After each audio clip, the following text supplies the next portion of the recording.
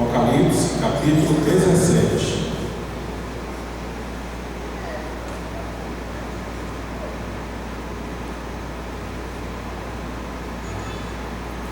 Amém? Diz assim a palavra de Deus: Veio um dos 7 anjos que tem as 7 taças e falou comigo dizendo: Vem, mostrar-te-ei o julgamento da grande meretriz, que se acha sentada sobre muitas águas, com quem se prostituíam os reis da terra, e com o vinho de sua devassidão foi que se embebedaram os que habitam na terra. Transportou-me o anjo em espírito a um deserto, e viu uma mulher montada numa besta escarlate, besta repleta de nomes de blasfêmia, com 7 cabeças e 10 chifres. Achava-se a mulher vestida de púrpura e de escarlate, adornada de ouro, de pedras preciosas e de pérolas, tendo na mão um cálice de ouro, transbordante de abominações, e com as imundícias da sua prostituição. Na sua fronte achava-se escrito um nome, um mistério: Babilônia, a grande, a mãe das meretrizes e das abominações da terra. Então vi a mulher embriagada com o sangue dos santos e com o sangue das testemunhas de Jesus. E quando a vi, admirei-me com grande espanto. O anjo, porém, me disse: Por que te admiraste? Dir-te-ei o mistério da mulher e da besta que tem as 7 cabeças e os 10 chifres, e que leva a mulher. A besta que viste era e não é, está para emergir do abismo e caminha para a destruição. E aqueles que habitam sobre a terra, cujos nomes não foram escritos no livro da vida, desde a fundação do mundo, se admirarão vendo a besta que era, mas não é, mas aparecerá. Aqui está o sentido que tem sabedoria. As 7 cabeças são 7 montes, nos quais a mulher está sentada. São também 7 reis, dos quais caíram 5, um existe e o outro ainda não chegou, e quando chegar tem de durar pouco. E a besta que era e não é, também é ele o 8º rei, que procede do 7 e caminha para a destruição. Os 10 chifres que viste são 10 reis, os quais ainda não receberam rei, mas recebem autoridade como reis com a besta durante 1 hora. Tem esses um só pensamento, e oferecem à besta o poder e a autoridade que possuem. Pelejarão eles contra o cordeiro, e o cordeiro os vencerá, pois é o Senhor dos senhores e Rei dos reis.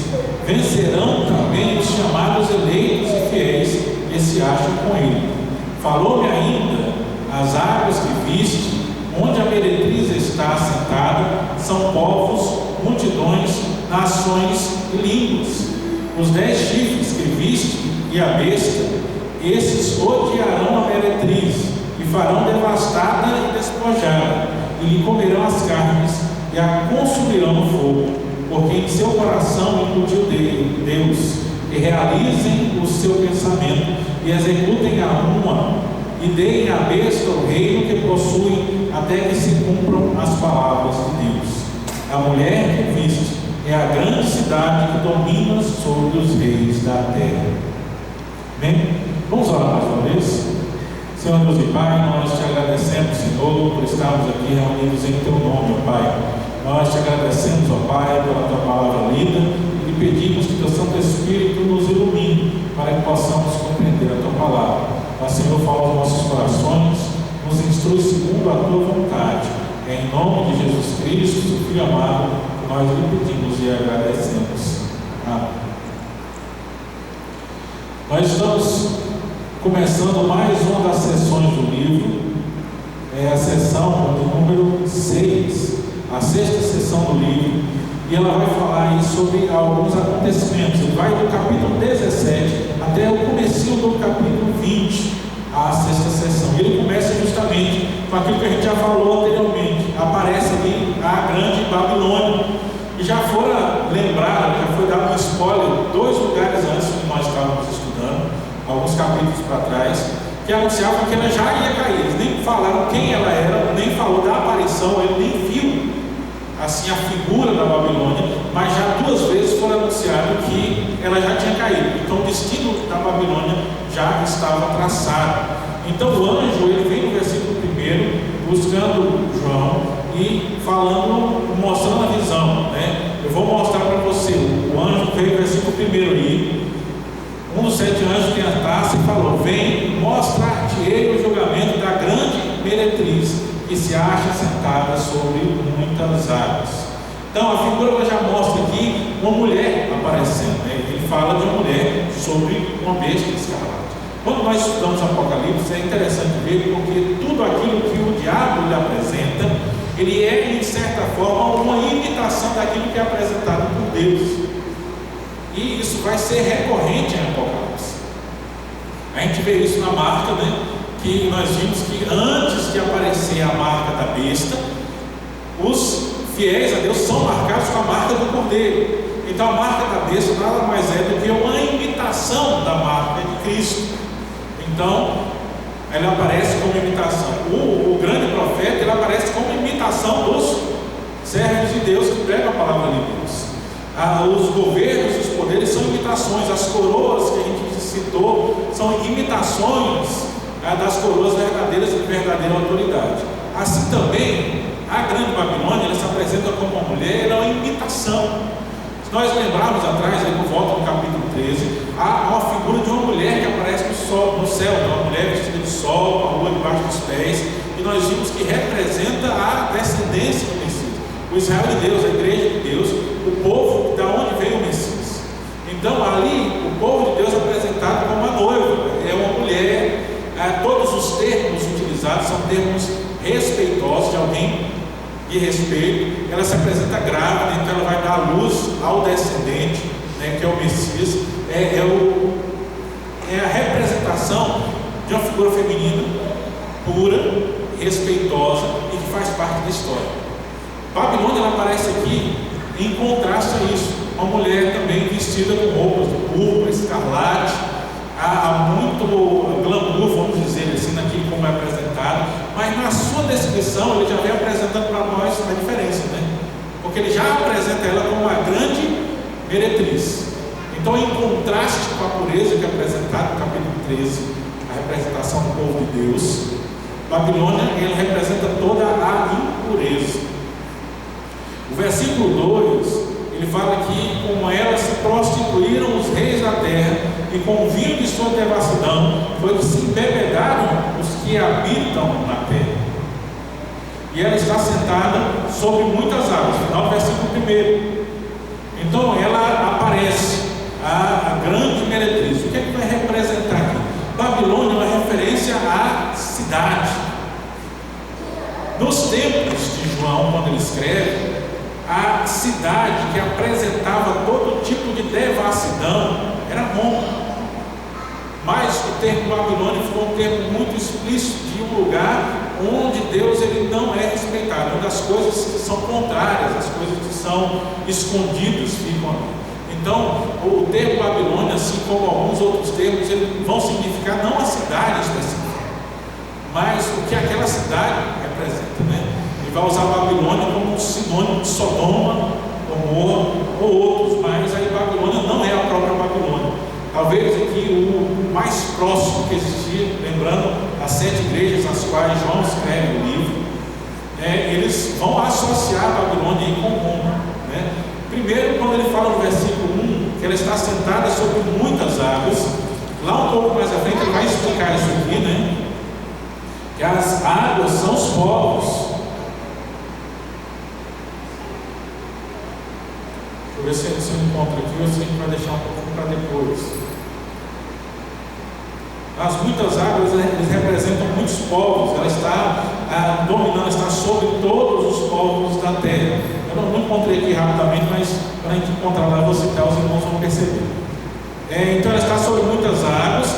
E o versículo 2 afirma que se prostituíram com ela os reis da terra, todos os reis da terra. Ela apresentava ali a devassidão, conforme está no versículo de número 2. Né? Versículo 3, a descrição continua. João diz: transportou-me um anjo em espírito e um deserto, e vi a mulher montada numa besta escarlate, besta repleta de nomes de blasfêmia, com 7 cabeças e 10 chifres. Então a mulher, ela não vem sozinha, ela vem montada na besta. Que besta é essa? Aqui está simples para poder encontrar. Nós vimos há não muitos estudos atrás falando sobre os aliados do dragão. E aqui a descrição que ele faz é exatamente da mesma besta que ele via saindo ali do mar. 7 cabeças, 10 chifres, e cobertas de nome de blasfêmias. Se a gente voltar lá, no capítulo 2, quando ele fala dessa besta aí, no Apocalipse capítulo 13, lá falando da besta de 7 cabeças e 10 chifres, nós vamos ver que essa besta ela traz todas as características que nós encontramos lá em Daniel capítulo 7. Isso é uma matéria que nós já vimos anteriormente.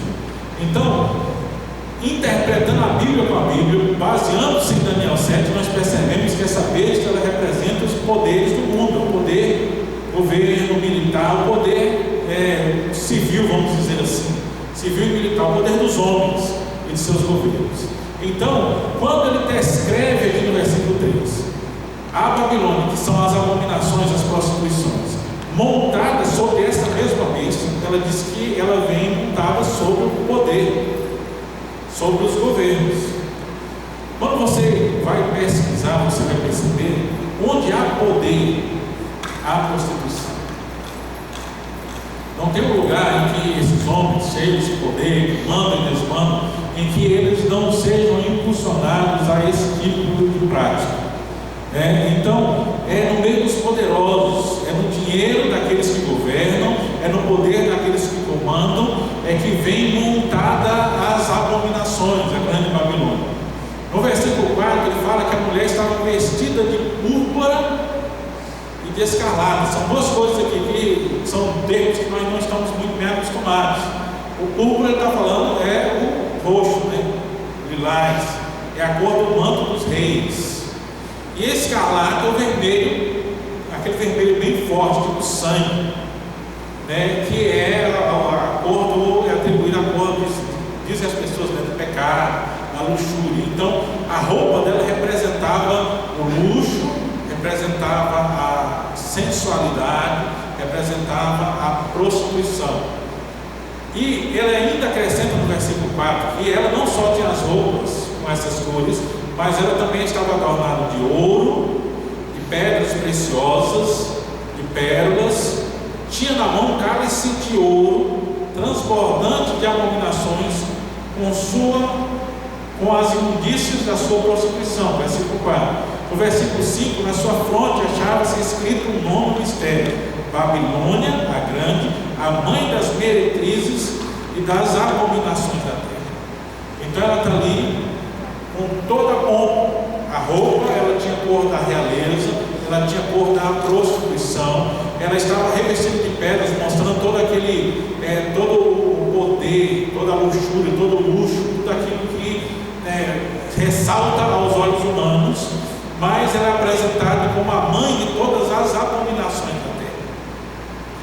Ainda no versículo 6, ainda na descrição da mulher, ele vai nos dizer que ele viu ela embriagada, mas ela não estava embriagada com aquilo que estava dentro do cálice de ouro que ela estava na mão. Ele fala no versículo anterior que ela tinha um cálice de ouro nas suas mãos, cheio das imundícias e das suas prostituições.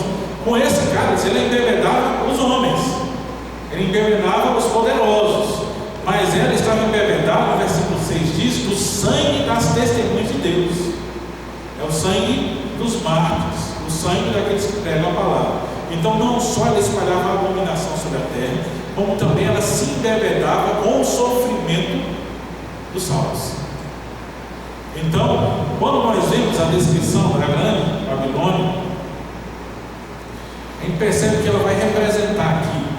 A gente não tem, como diria o reverendo Leandro Lima, a gente não tem tempo para pegar todas as interpretações que há sobre esse texto. Então vamos pegar aquela que nos é mais plausível, aquela que é mais acertada do nosso ponto de vista, o que encontra mais respaldo na nossa opinião, é justamente que Babilônia aqui ele vai representar tudo que é prazeroso, tudo que é luxúria, tudo que é poder, tudo aquilo que faz os homens brilharem os olhos e desejarem.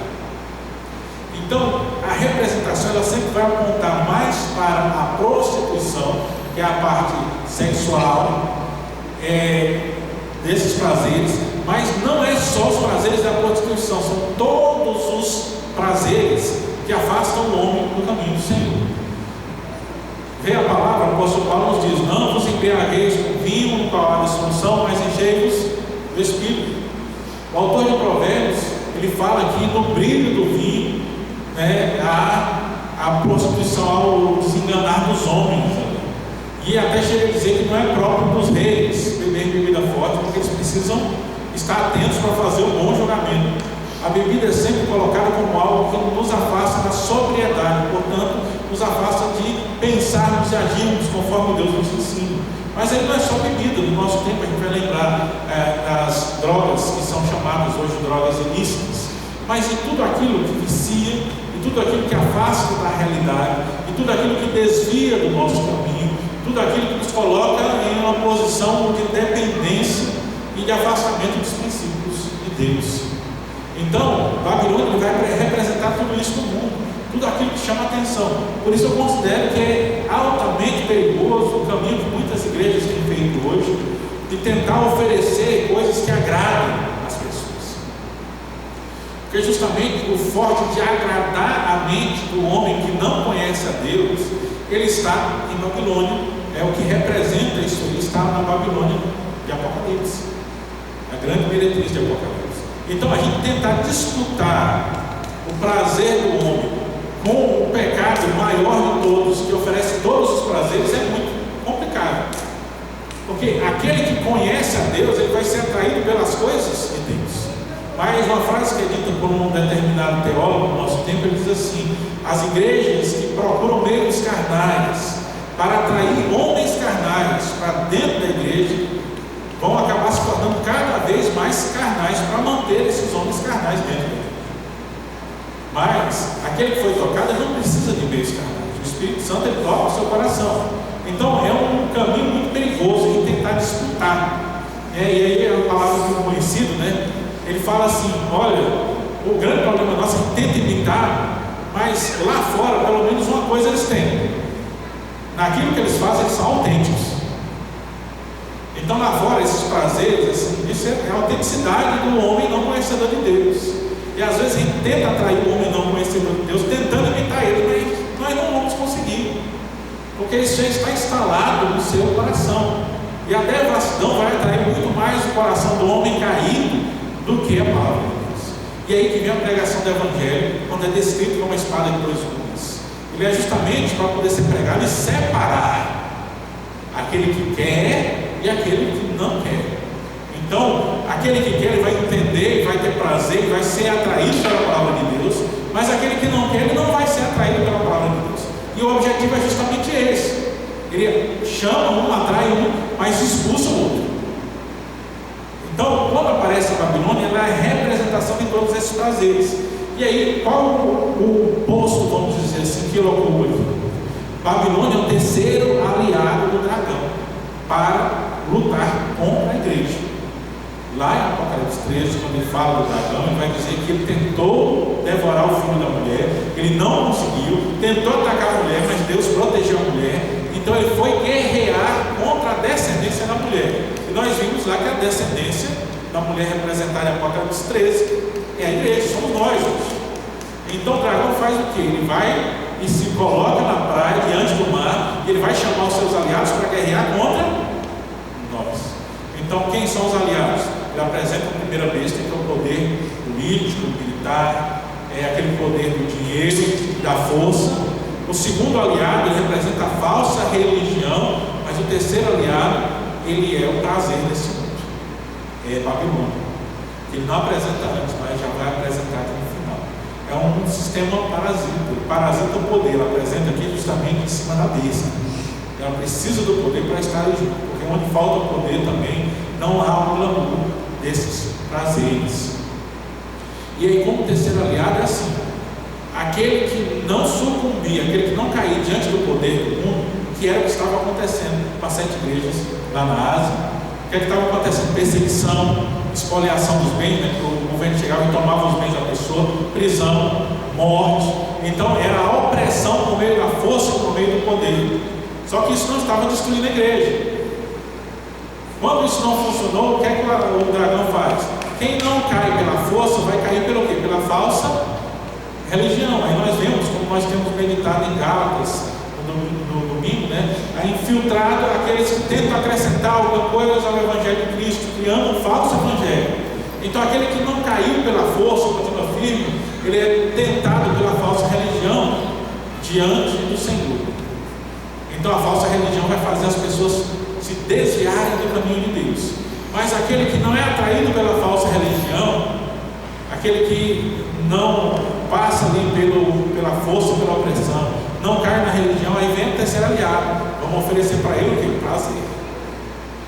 Porque todo ser humano ele é tentado pelo prazer.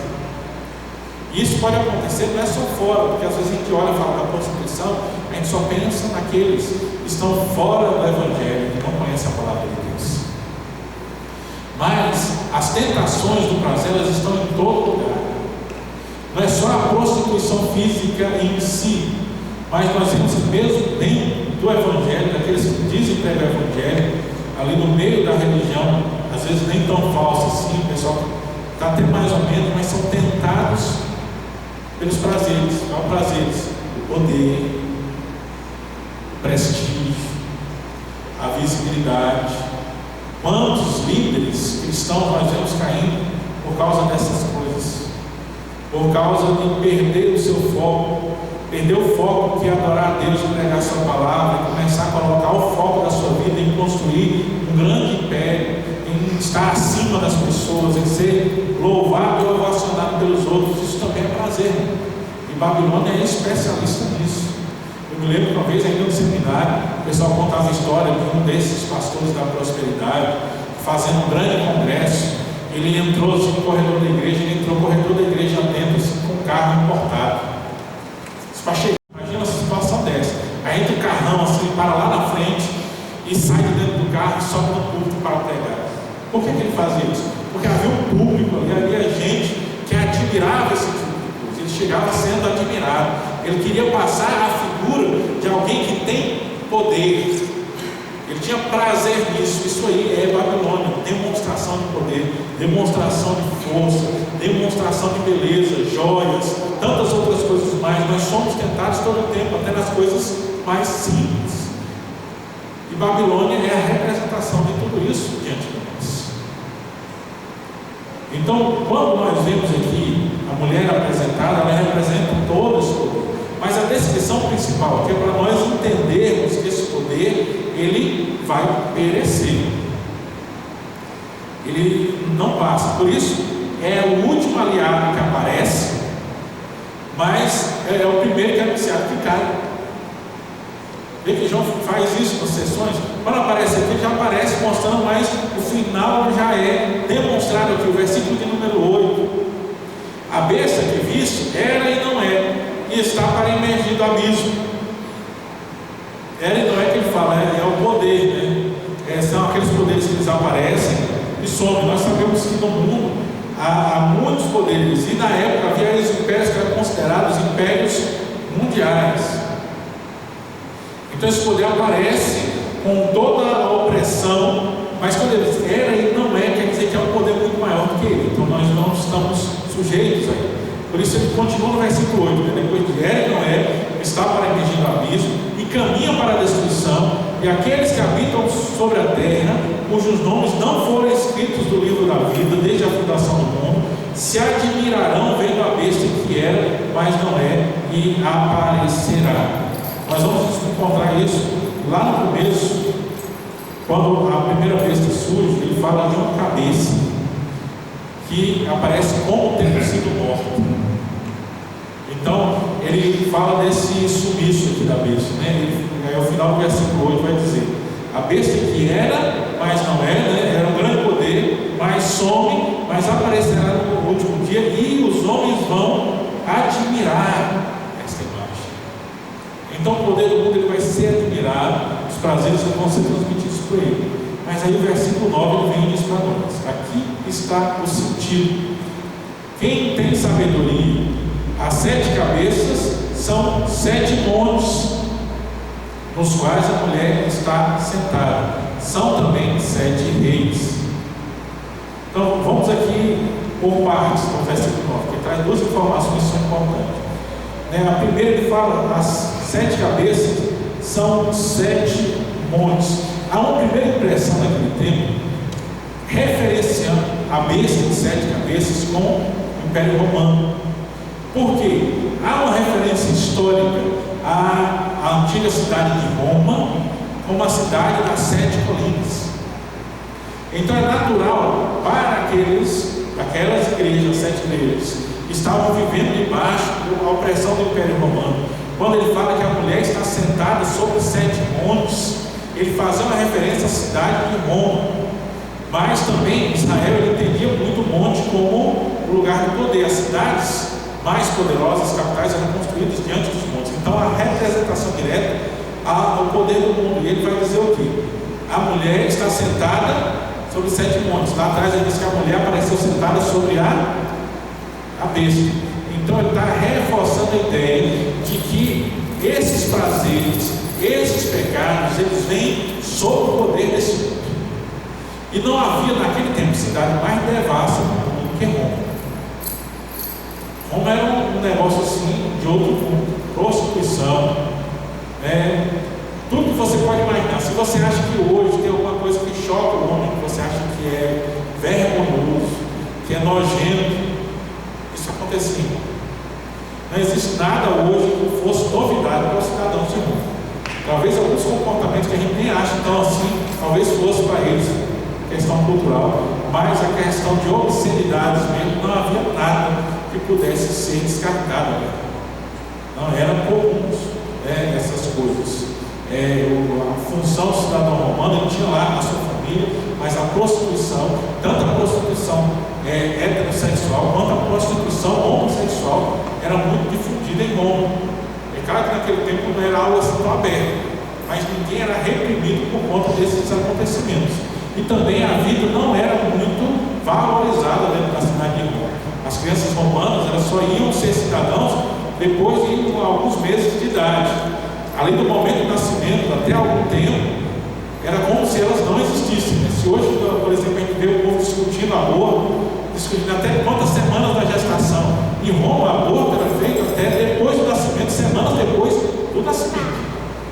E ninguém era reprimido por isso. Se nascesse e olhasse assim, e a criança tivesse algum defeito, simplesmente os pais não fizessem, eles podiam pegar ela e jogar dentro do buraco e deixar morrer. Não acontecia nada com eles. Então, sobre a cidade está essa grande prostituição. Então, a referência maior para os cidadãos, para os cristãos das 7 igrejas, era Roma, quando era citado esses 7 montes, onde a mulher está sentada. Mas aqui ele fala que eles também representam 7 reis. E quando nós vamos voltar, que a gente tem que voltar no Antigo Testamento, a gente tem a referência da besta, que é o poder mundial, a gente volta lá para Daniel, porque lá em Daniel ele explica o que representam as bestas.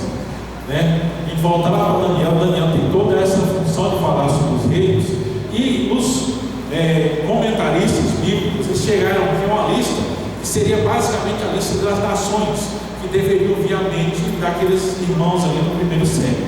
Ele vai citar aqui a Babilônia Antiga, lembra? Ele falou 7 reis. A Babilônia Antiga, que é citado lá em Gênesis 10. Qual é a Babilônia? Babilônia, ele vem de Babel. Então o fundador de Babel foi Nimrod. Nimrod fundou Babel, e depois veio a bagunça das línguas que Deus fez para poder separar eles. Mas ali nasce o primeiro rei contra Deus, porque o objetivo deles era construir a torre, para que se chovesse de novo para destruir o mundo, eles subiam e Deus não ia matar eles. Então era a rebeldia contra Deus, porque eles queriam viver de qualquer jeito. Então, primeiro a Babilônia Antiga, o primeiro grande império. Segundo, a Síria, foi um império que se levantou ainda no Antigo Testamento, muito forte, oprimiu muito Israel e as nações ao seu redor. Terceiro império, a Nova Babilônia, que é a Babilônia de Nabucodonosor, que ele se levanta depois do Império Assírio e domina sobre todo mundo, levando Israel cativo 70 anos para a Babilônia. Depois da Babilônia de Nabucodonosor, vem o Império Medo-Persa, que é lá o império que surge, e a gente lembra lá de Daniel, quando aparece escrita na parede, né? E aí o rei manda chamar Daniel, o recado foi: não, ó, hoje mesmo Deus vai tirar seu reino e entregar nas mãos dos Medo-Persas. Então os Medo-Persas, eles dominam depois da Babilônia. Depois do Império Medo-Persa, né, que é o ancestral do Irã de hoje, né? Quando você vê falar o Irã guerreando com Israel, o Irã é o país moderno para a Pérsia antiga. E é interessante que o Medo-Persa foi o império que mandou Israel de volta para a terra prometida. O decreto lá que veio de Ciro era o Medo-Persa. Foi o que mandou Israel de volta, mas agora o Medo-Persa moderno está querendo matar Israel. Então, aí quando o pessoal pergunta, eu falo: por isso que eu não mexo nesse negócio, quando fala dessas guerras. Esse pessoal está guerreando antes da gente pensar que existia. Então, deixa eles lá, que eles não sabem o que está acontecendo. A gente não faz ideia do que é essa guerra entre eles ali. Então, Medo-Persa, quinto império, o império greco-romano, né? Ali principalmente no ápice, com Alexandre o Grande, conquistar quase todo mundo. E depois quem suplanta o Império Romano, o sexto império, é Roma.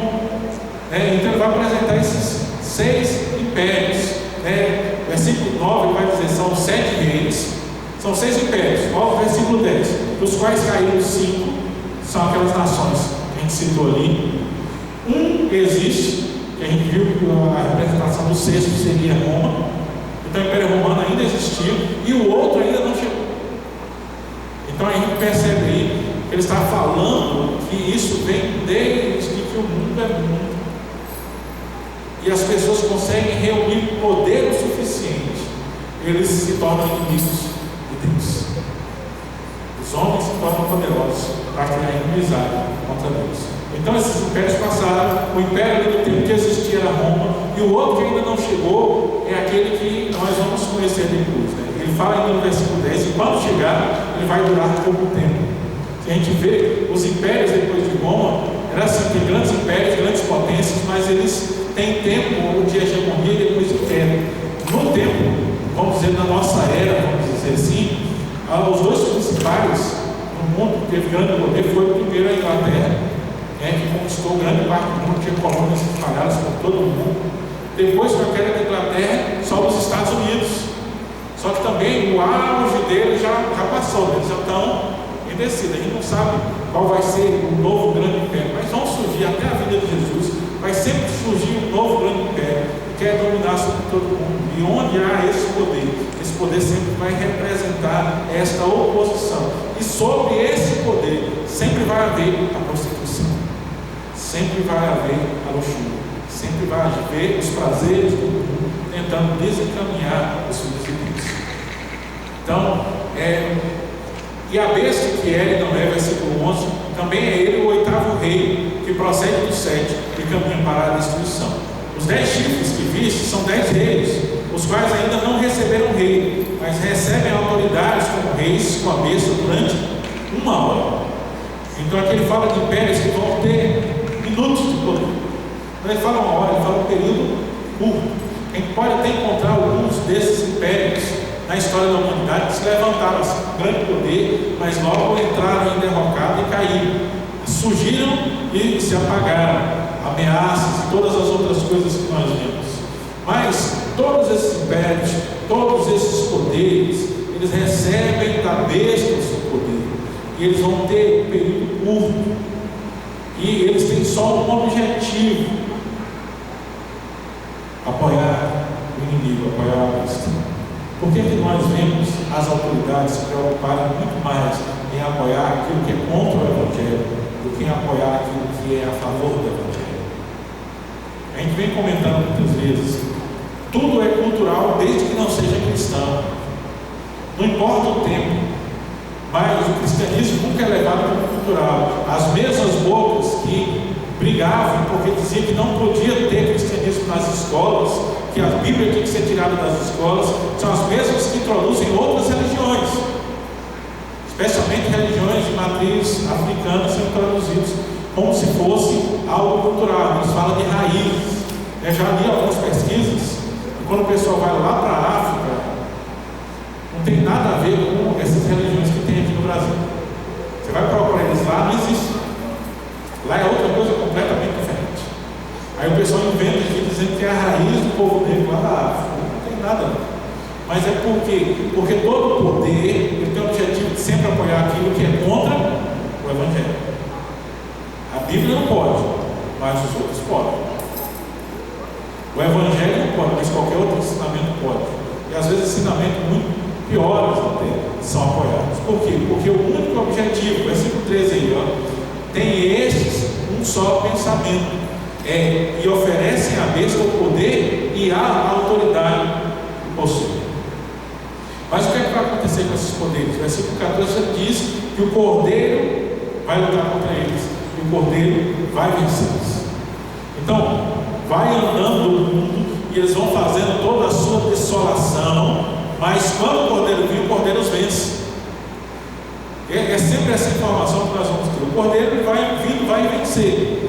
E também aqueles que adoram o cordeiro também vencerão com ele. Aqueles que são vencerão também, aqui versículo 14, a última parte, vencerão também os chamados eleitos e fiéis que se acham com ele.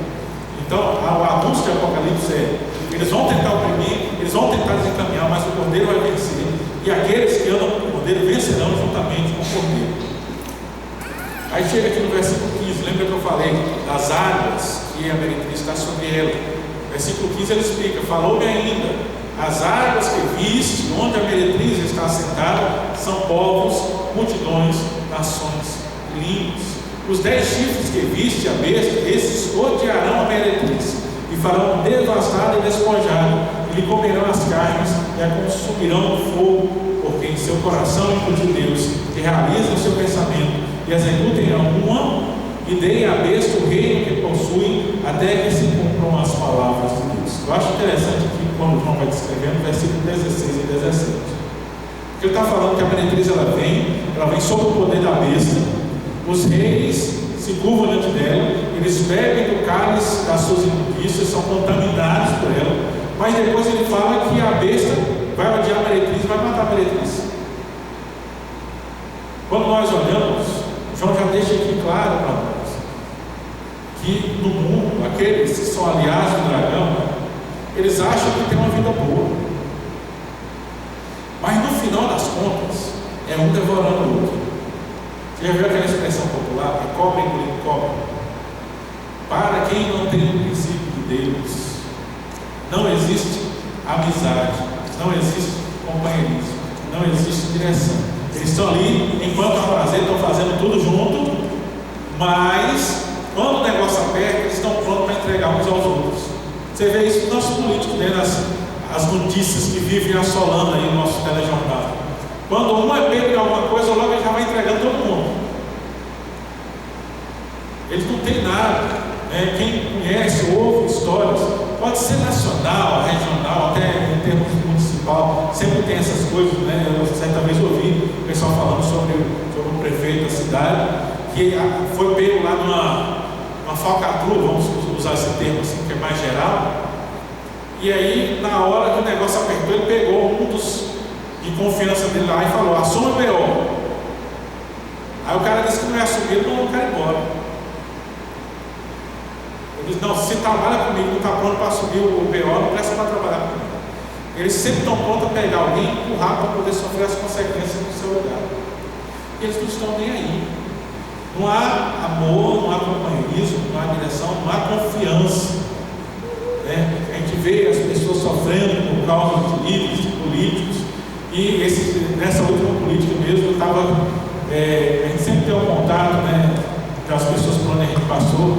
Eu estava meio rindo na última política, né, porque no período que eu passei na Bahia, na cidade, tinha 2 grupos que viviam se debatendo, né, apelidados uns aos outros. Um era o grupo dos Jacu, né, e o outro era o grupo dos Traíra. Era esses os apelidos.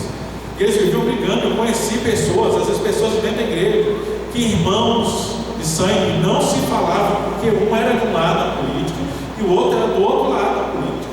Pessoas que não compravam e não vendiam para o inimigo, era aquele negócio todo. Aí essa última política que saiu, os dois candidatos que eram oposição do outro, juntaram os dois. E estavam do mesmo lado. Eu pensando, depois que só eu vi 8 anos de briga entre gente, um querendo matar o outro por causa desses dois homens, agora estão os dois defendendo o mesmo candidato. E aí a gente vê que se cumpre a Escritura. A Escritura fala que a besta vai odiar a meretriz, eles vão se matar uns aos outros. Todos esses poderes, você acha que está todo mundo lá, você acha que eles vão se proteger? Eles nunca vão se proteger. Eles sempre vão se entregar. Não há amor no meio do mal. O mal é o que está popular, é cobra engolindo cobra. É só aparecer a oportunidade, eles vão derrubar uns aos outros. E aqui mostra que a meretriz está ali, talvez ela estivesse achando que ia aparecer muita coisa, mas a situação é que ela não podia contar nem mesmo com aqueles que estavam ao seu lado. Né? Por quê? Porque o objetivo do inimigo é destruir. Ele vem para matar, roubar e destruir. Infelizes são aqueles que não se voltam para Deus e acham que fora de Deus eles vão conseguir construir alguma coisa, ou vão conseguir ter alguma recompensa. Porque o objetivo dele nunca é recompensar ninguém, é só matar, roubar e destruir. E ele fecha aqui no versículo 18, né, quando ele diz: a mulher que viste é a grande cidade que domina sobre os reis da terra. Então, aqui é a grande apresentação, versículo capítulo 18, ainda nessa mesma sessão, a sexta sessão do livro, ele vai começar a nos contar sobre a queda da Babilônia. É um exemplo dos acontecimentos. No capítulo 17, ele nos apresenta a Babilônia, a grande meretriz. E a gente vê aqui, pela primeira vez em Apocalipse, em todas as sessões que nós lemos, a apresentação formal dos 3 aliados do dragão. E isso é importante guardar na memória, porque o objetivo do Apocalipse é nós entendermos isso. Como o inimigo ele vai tentar nos atrapalhar, nos tirar do caminho do Senhor, através de seus 3 aliados. Isso está sendo feito desde o primeiro século e até o nosso tempo. Isso continua sendo feito da mesma forma. Ele vai ter os poderes desse mundo, a falsa religião e os prazeres do mundo. São os 3 aliados do inimigo para nos desviar do caminho da salvação. Mas se nós permanecemos firmes, né, conforme fala lá no versículo de número 14, né, os que foram achados, eleitos e fiéis, juntamente com Cristo, também vencerão com Ele o dragão, vão vencer a besta e vão vencer a Babilônia também. Então, se permanecemos fiéis, nós vamos vencer com Ele. Essa é a mensagem principal, quando Ele nos apresenta todos esses acontecimentos. A permanecermos fiéis diante das tentações, diante da falsa religião, diante dos prazeres desse mundo, permanecermos fiéis ao nosso Deus. Amém? Tem alguma pergunta?